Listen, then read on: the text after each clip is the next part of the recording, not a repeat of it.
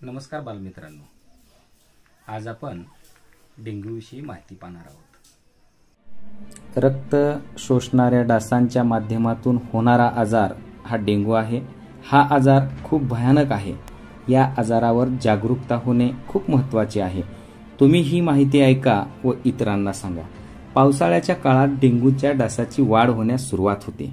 तलावात, खड्ड्यात, गटारामध्ये, जनावरांच्या पाणी पिण्याच्या नांदीत, नारळांच्या करवंटीत, टायरमधील साचलेल्या पाण्यात, जेथे उंच गवत, खराब खुरटीत झुडपं, त्याचबरोबर ओलसरपणा असेल तेथे, कालव्याच्या काठी, पाण्याच्या भांड्यामध्ये, टाक्यात अशा ठिकाणी डासांची मोठ्या प्रमाणात वाढ होते।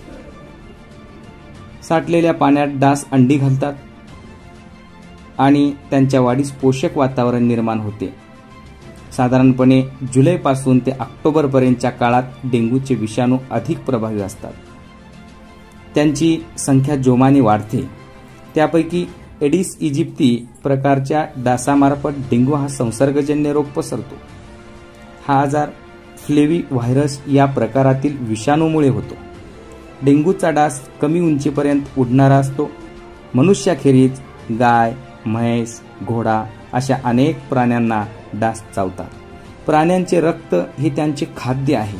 जेव्हा हवामान कोरडे असते आणि डासांना त्यांच्या प्रजननासाठी पाणी मिळत नाही, तेव्हा ते मानवाचे किंवा इतर प्राण्यांचे रक्त शोषू लागतात। डास चावल्याने डेंग्यू आजार होतो। मलेरिया किंवा अन्य आजाराकडे आपण दुर्लक्ष करता कामा नये।